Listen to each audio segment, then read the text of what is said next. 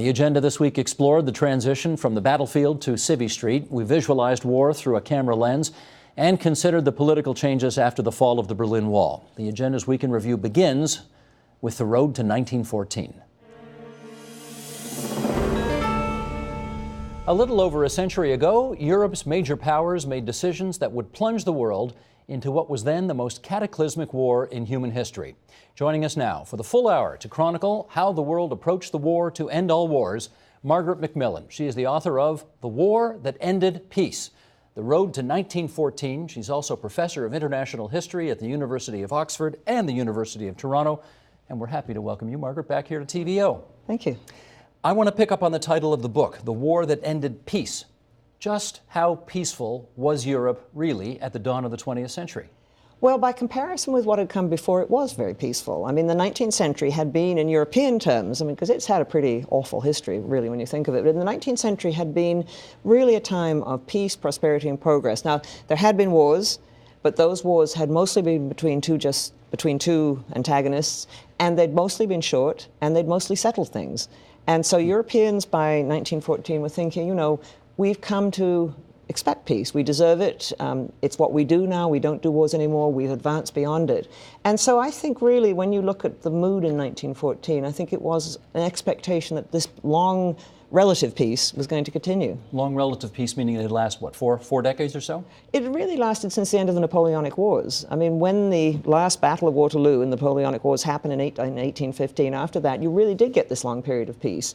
There were the wars of the Italian unification, the wars of German unification. 1870s. Yeah, 1870s, the Crimean War. But really, most Europeans had not been troubled by war in the course of the 19th century. And if you look at the 18th century, look at the 17th century, it was very different. And so I think for Europeans, peace had come to be something that they really expected would last, which is why I had that title for my book. We should remind everybody the casualties in this war were off the charts, staggering and astonishing. Yeah. There were countries that lost millions of civilians. Let's go through some of it. Do you remember the numbers off the top of your head of how many Frenchmen died, how many Russians died, how many Brits died? Well, no one can agree on the exact figures because in some cases the records weren't kept well, but I think it was 1.4 million Frenchmen. The French lost more men proportionate to their population than any other nation except Serbia, which also took horrendous losses. 800,000 British, or from the British Empire, including probably about 60,000 Canadians. Again, the figures are never quite exact. 800,000 Germans. You know, these are the equivalent sizes of cities that were being killed. And this was a war in which more men, combatants, were getting killed than civilians. The Second World War, of course, is very different because of the bombing of cities. But in the First World War, although civilians did suffer and civilians did die, it was not on the scale that the fighting men did. When it became apparent that the casualty rate was going to be so significant, why didn't saner heads prevail? Well, it's such a good question, and I think saner heads kept on trying to prevail. I mean, you've got people on all sides, and you've got people such as the Pope saying, look, this is the time to sit down and talk. But you know, the terrible casualties had an awful momentum of their own. I mean, if you are the British or the French or the German or the Austro-Hungarian or the Russian government, do you say by Christmas 1914, when it's clear what the casualties are like, I mean, some of the worst losses take place in those first few months of the war, some of the highest losses, do you say, look, we made an awful mistake. We got into this war, we're not going to win, we're just going to cause the death of a lot of people, as we already have done. We're not even going to get anything out of it. We just think we should stop. How do you do that politically? You know, how do you, as a government, say, you know, this was a pointless war, we're not going to win anything? Well, you fudge it. You don't say that, but you don't double down on something that's just going to give you endless more misery, right? But if the other side isn't willing to talk, you know, if the British and the French and the Russians had said to the Germans, look, we really want to sit down and talk, the Germans would have thought they must be fearing they're going to lose. We now need to redouble our efforts. And the same thing happened when the Germans sent out peace feelers. The reaction on the Allied side was they don't mean it, or they're beginning to feel the pressure. You know, we have to keep going. I mean, I think you get this language, and you get it at the peace conference too, the sacrifice. How can we justify this sacrifice if we don't come out of the war with something? You know, how can we just say it was all a ghastly mistake? And when you look back at it, it was. I mean, you look at how prosperous Europe was and how far it had moved since 1815. you know, how you had these big modern cities, people were living longer, living better. You look at what they had, and you have this awful feeling that they just threw it away. World War II had 50 to 80 million dead, but I think it's fair to say something good came of it, right? Hitler was destroyed, fascism was destroyed, Japanese fascism was destroyed. There was something good that came out of World War II. Did anything good come out of the 20 million wounded and 16 million dead of World War I? Well, what's so interesting is it depends when you ask the question and who you ask. I mean, if you'd ask people right after the First World War on the Allied side, a lot of them would say, yes, it was worth fighting because it destroyed German militarism. And then it was really later that the doubts crept in, that perhaps that wasn't necessary, perhaps it didn't have to be done, perhaps Germany wasn't such a menace. You know, and you still get these arguments. You get them in Britain today. I mean, the Conservatives in the Conservative part of the coalition in Britain tend to argue that the First World War was a justified war, that Britain actually did the right thing, and tend to dismiss the view that it was all a total waste. And so, you know, I think our views of wars change a lot. But certainly the Second World War is much more clear-cut morally, except that we don't always ask awkward questions about it. Yes, it was necessary to destroy Hitler, but we were allied to one of the most dreadful tyrannies in the world. Stalin. Yeah, in the Soviet Union, and we did ourselves do some pretty awful things in the course of that war. So, you know, even the Second World War, wars are never sort of morally clear. I mean, you can say there's one side is better than the other, one cause is better than the other, but dreadful things happen in wars. Never 100% morally clear, but you having studied so many of them, would you agree that World War I was probably the most morally ambiguous and the least? Yep. So little came out of that was constructed. The world was back at war 20 years later. I know. I mean, you can see the destruction of the war and what it did to European society and what it did to the world. I mean, I suppose what good did come out of the First World War is a recognition that we need stronger international organizations. And we tend to write off the League of Nations as a failure. But I think it could have worked. That it didn't work was due again to a number of accidents, including the United States not joining. It might have worked, and I think we did move at least partway towards recognizing that it's important to build strong international orders to try and prevent this sort of thing happening again. At the end of the Second World War, we moved a good deal further. When you are taking pictures in a war zone like that, are you conscious of the fact that your audience is half a world away with obviously no firsthand, I mean 99.9% of us with no firsthand experience similar to what you have, and are you consciously trying to tell us your opinion of war through the lens? I think initially you're just there witnessing, because you don't go in the first time anyways with any more knowledge than anybody else. You're kind of like a soldier going in for the first time. And so you wait for the story to reveal itself to you. And so if you happen to be in circumstances where, you know, American soldiers are taking Iraqi civilians prisoner and you know, interrogating them or roughing them up, then you photograph that without thinking. This is yours. Look at that. I mean, as you spoke it, there it is. That's your shot of a prisoner of war. Yeah. Well, I certainly knew at the time that it was something, but I didn't know.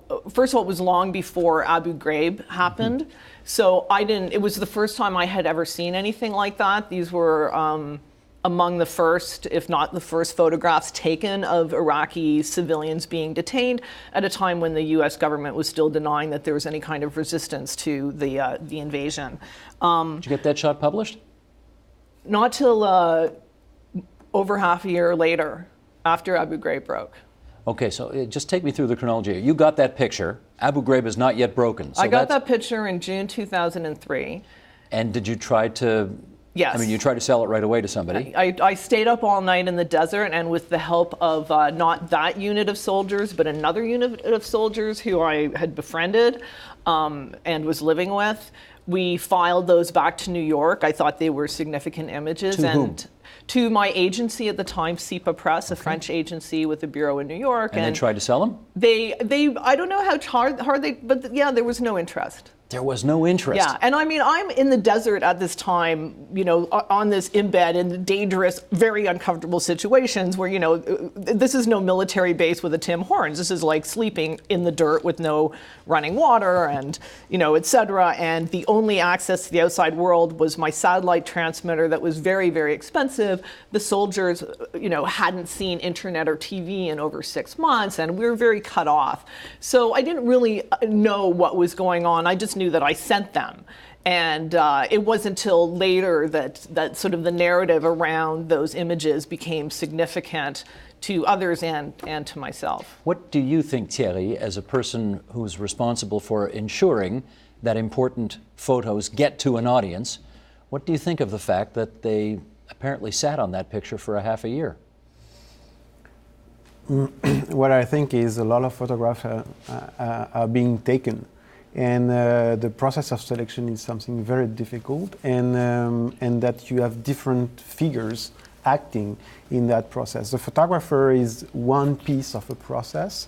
After that, as Rita explained, you have people working for an agency, and after that you have pictures editors, and after that you have an artistic directors, and you have to go through all these doors before being published. And each step you have a set of choices and criteria that are happening. And I think it's a very interesting case, because it means that not only you have to take the photograph, but you have to ensure that it's properly pictured to convince all these figures to publish it. At a certain point, Jews were targeted for deportation. At what point in the story? The first deportations happened in early 1942.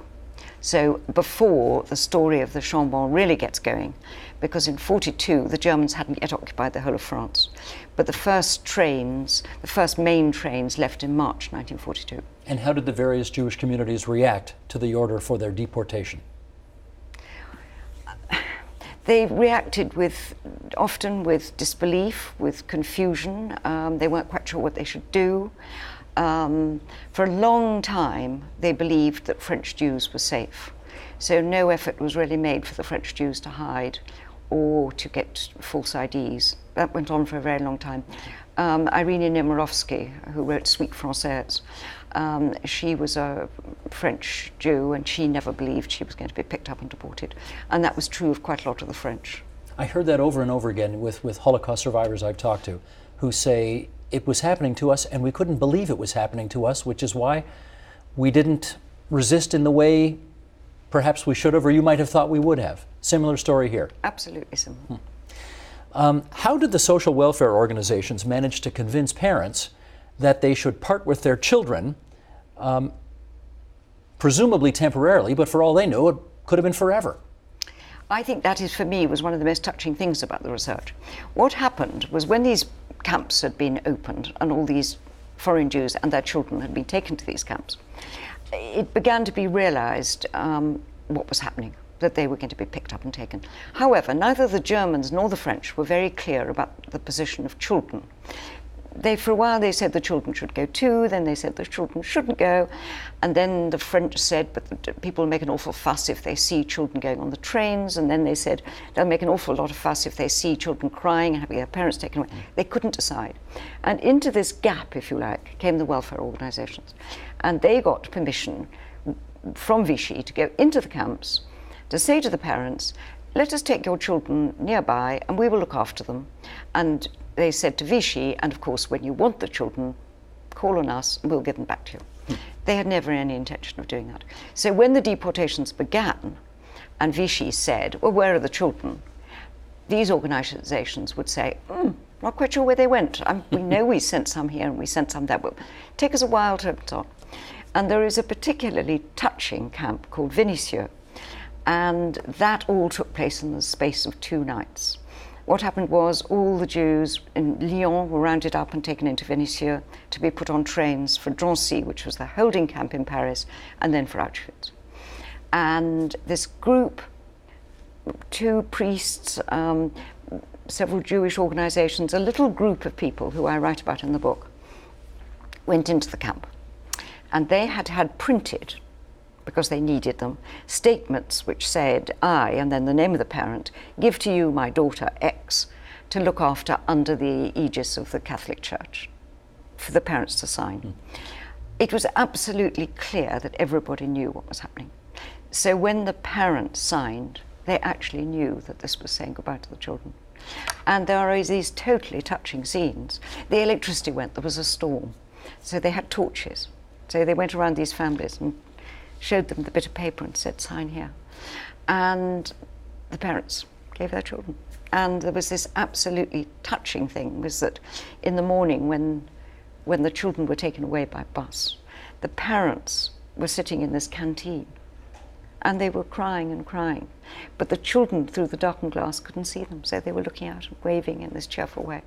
Now what then happened was these buses were whisked away, and far from going to somewhere where the children could be found, they scattered the children everywhere. They took some up to my plateau, they took them all over the place. So 48 hours later, the orders came. You know, what have you done with those children? You know, there'd been a mistake. The children were meant to go too. Give us the children. And the organisation said, They're gone. what children? We don't have these children. What percentage of the kids who were secreted away in that fashion survived the Holocaust? All of them. All of them. What percentage of their parents did not? I think from that particular lot, I don't think any parents came back. This is from a program we did a year ago, actually, with a corporal who, well, I think it'll speak for itself, and then we're going to play a film clip after that. So let's do this one first, Sheldon, if we could. Chris Dupuy, roll tape. So do you miss being in Afghanistan? Oh, yeah. You do? Yeah. Did you prefer being there? Yep. You know, it's a constant craving from almost any soldier or service member that I've come across in my line of work.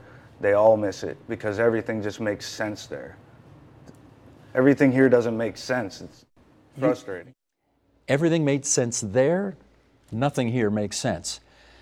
Let's follow that up with, Sheldon, let's do this right away. I think you all remember the movie The Hurt Locker was Best Picture of the Year, got the Academy Award, 2008. Main character, member of a bomb disposal unit, has just come home from Iraq. Roll tape.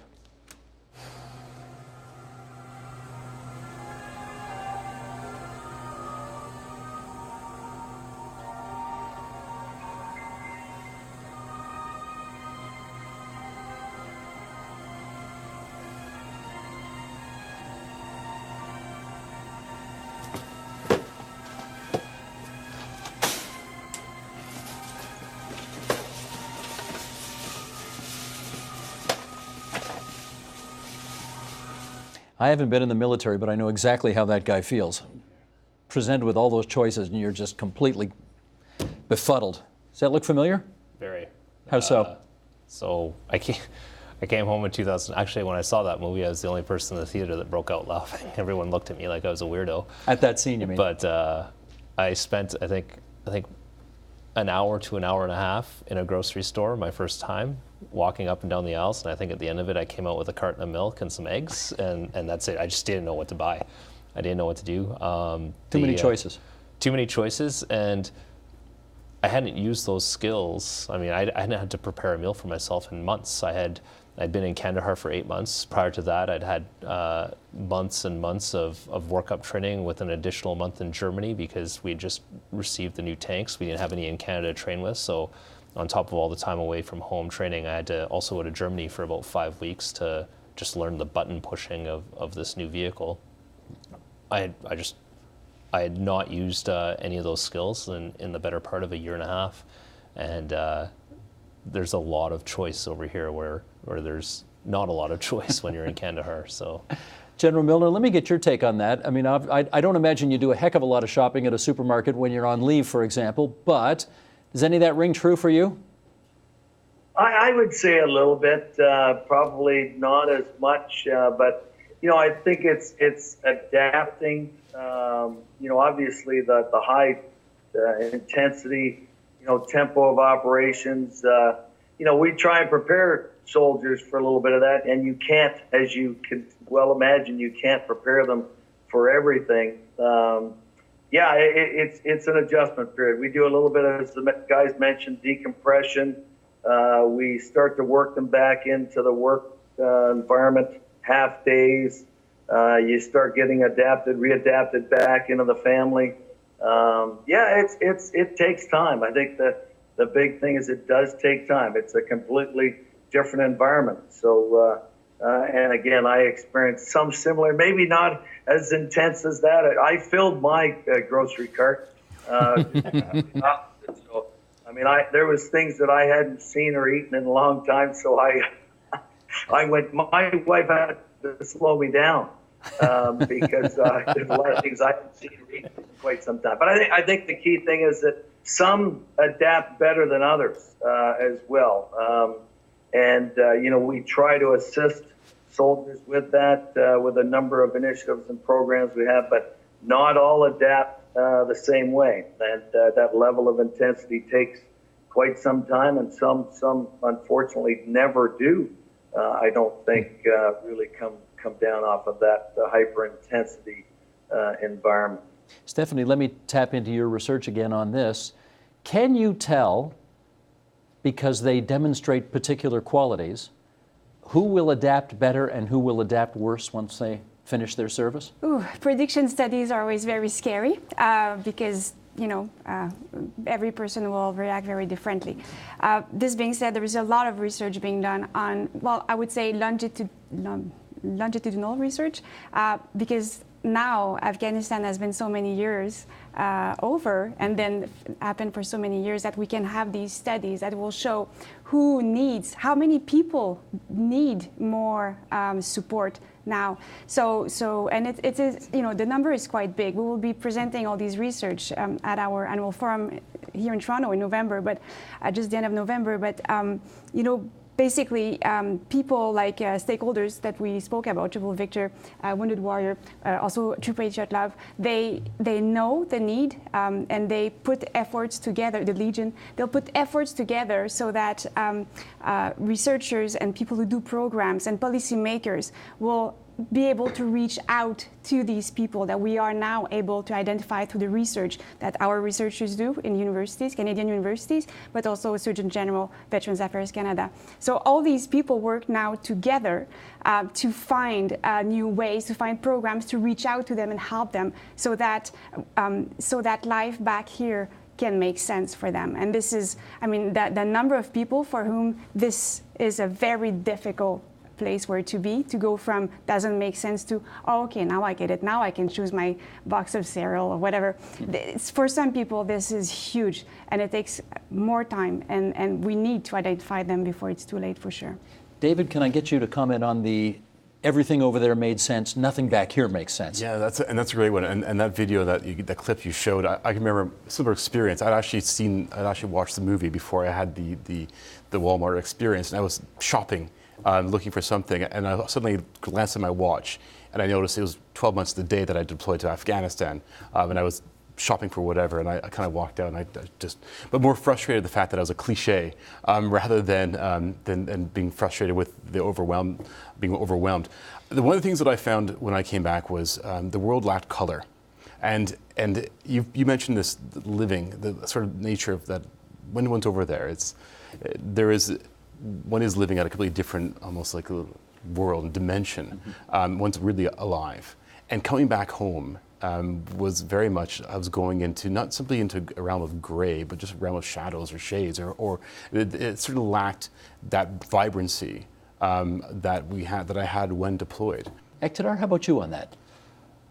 On the, you miss it, or? Yeah, everything over there made sense, nothing back here makes sense. Did you have that kind of a dramatic response? I didn't think things made sense in either environment, actually. Things back here seemed a little bit more superficial to me than they did over there. So over there, although it didn't necessarily make sense to me, at least there was some sort of logic, because it was very, very basic in its approach to life. You do this and you die, you do this and you'll survive. It was a few years ago that the former Polish Foreign Minister Radek Sikorski said that he didn't fear German power, he feared German inactivity. Need he have been worried? Germany is a bit like a small America. You're damned if you do, if you're damned if you don't. If you do too much, you're accused of imperialism, in this case, monetary imperialism. And if you don't do enough, you're accused of betraying your responsibilities to the larger whole. So that is something that you cannot escape if you're a very powerful player on your stage. I'm not sure that the euro is so much of a boon to Germany, because in the course of the euro in the last 10 years, the Germans have accumulated a lot of liabilities left by others. And if these liabilities ever come home to roost, Germany is going to have to pay up a lot of billions of euros. Actually, the Germans had a much better thing going before the euro.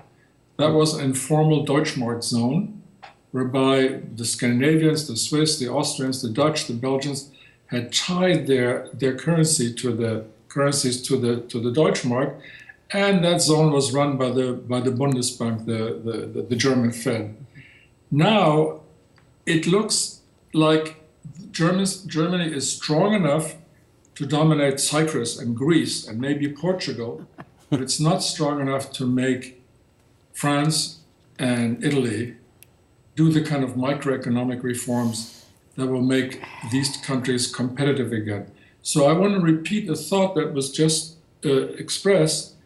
Germany is not so much Mr. Big as the others are Mr. Small. There's a strange thing happening in Europe, that the other great powers, Britain, France, okay, count in Italy if you wish, they're so weak, and that's what makes Germany look so strong. If you look at the German economy right now, there are all kinds of alarm bells ringing about Germany's loss of competitiveness, about its loss of productivity, and as we just heard, facing maybe a second recession. So that giant is partially a giant on feet of new clay, or new feet of old clay. I want to bring up another giant here, and Adrian, I'll go to you first on this. Mikhail Gorbachev, of course, the last leader of the old Soviet Union, was in Berlin for the celebrations a few days ago around the 25th anniversary of the coming down of the wall. And he said that when Russia, speaking of giants, Russia and Germany are friendly, there is peace in Europe. Do those two countries today, in fact, in your view, have a special relationship? Well, we all thought they did until this crisis. I mean, now it seems as if the personal relations between the Chancellor of Germany and the Russian president, are really terrible, that there's no trust at all. And it may well be that this is the end of a stronger bilateral political relationship. Economically, the two countries are still closely dependent on one another in terms of energy supplies and exports to Russia. But I do think that link is key, but I wouldn't want to see it in purely bilateral terms, because that doesn't work in our world. It's so interdependent, we need many more forms of multilateral engagement. So I would like to see Poland being a part of this relationship. I'd like to see Britain far more involved, because I think Britain, besides Russia and Germany, has a global outlook. And that's badly needed in Europe at the moment to solve Ukraine, but also to solve the economic crisis and other threats like ISIS. Janice, when Russia and Germany are friends, there is peace in Europe. Agree or disagree? I think that's too narrow a lens, actually, because, Russia is currently destabilizing Europe in a very deep way. It's breaking very deeply held ground rules, which the Germans have actually led in enshrining, that we don't change borders by force. So the fact that there is tension between Germany and Russia now is not really a function of Germany. It's a function of Russia's behavior, which is alarming Germany, Britain, France, Poland, and many other countries in Europe. So it's not, I agree, we can't think of these issues in bilateral terms anymore. Even if Angela Merkel was determined to continue to look the other way, where Putin was concerned, and she certainly started out that way, Europe would still be destabilized and the European project would still be at risk. Randall. I mean, it's absurd. For 40 years, Germany and the Soviet Union had very great tension despite Ostpolitik, and they were at peace. And if one had followed the argument that one makes peace with Russia to make peace in Europe, well, then Berlin would have been handed to the Soviets. Germany would not have been in NATO. Germany would have been demilitarized. I mean, this is ridiculous. And if this relationship is damaged, it's because Putin has unilaterally destroyed it. That's right. This has nothing to do with the Germans. Joseph, I think when I read the quote out, I think it was your voice I heard in the background yell, wrong. Yeah.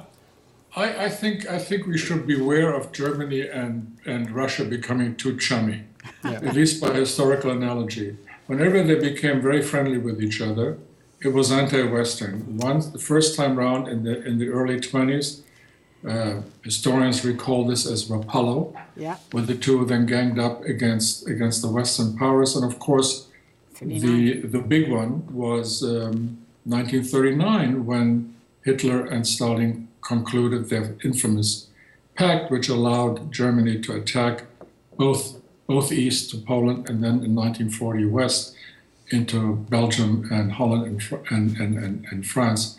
So I'm not too enamored of the idea of good German-Russian relations being the underpinning of peace in Europe.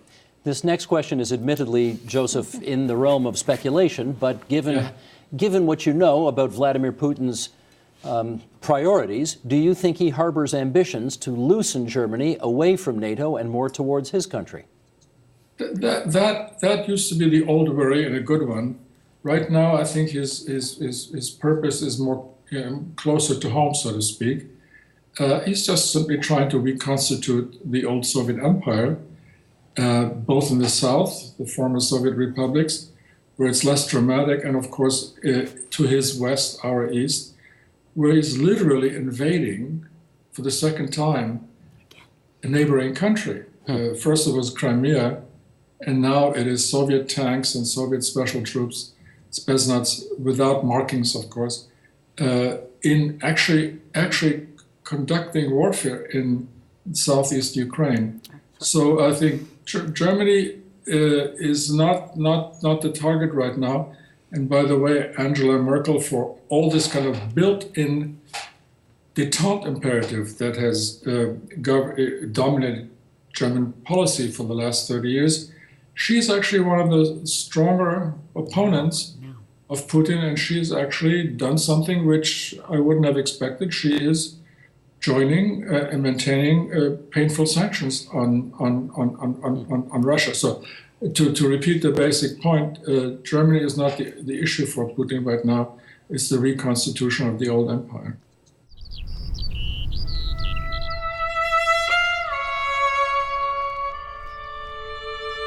For the mothers of the fallen, every day is Remembrance Day. And if you have some good buddies that you lost, it's the same way. So for me, there's a lot of Remembrance Days. There's anniversaries of buddies that have been killed. And on the actual day, it's tough. You know, there's a lot of guys to honor, and there's a lot of respect and pride. And being a soldier is, that's our day. That's our day to pay respects to our brothers. So that's what it means to me.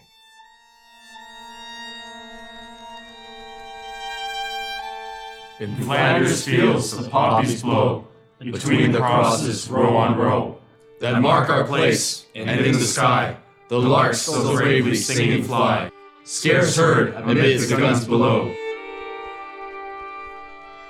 Remembrance Day, what it means to me. Brian Pinkson. He was one of the soldiers that lost his lives while serving in Afghanistan in 2010. We don't forget about the people that we served with. They do a lot of media coverage on just a soldier, but there's a lot of families out there, the wives, the children, the husbands, that also lose that somebody. We are the dead, short days ago. We lived, felt on, saw sunset glow. Loved, and were loved, and now we lie in Flanders fields. I remember my father standing in the rain on Remembrance Day, weeping as they read off the names of some of his comrades. I remember as a little boy wondering what could make the strongest man in the world cry. Take up our quarrel with the foe. To you from failing hands we throw. The torch be yours to hold it high.